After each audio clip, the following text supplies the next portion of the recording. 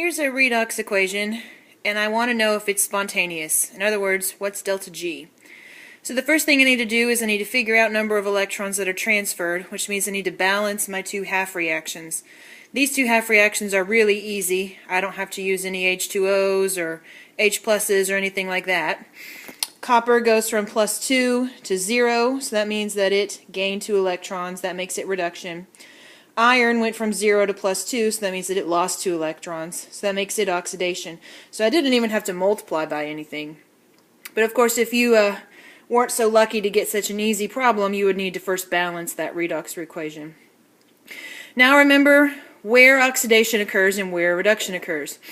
Reduction occurs at the cathode. Oxidation occurs at the anode.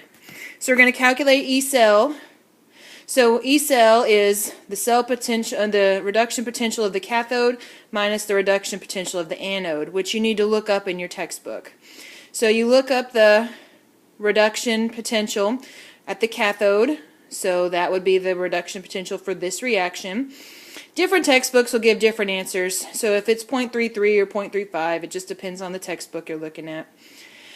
And then oxidation occurs at the anode, so you look up the reduction potential for this reaction, negative 0.44, and then you subtract them, so we get positive 0.78 volts.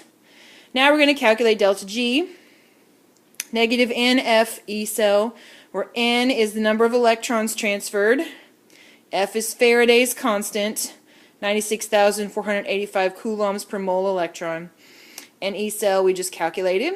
So electrons cancel, coulombs cancel.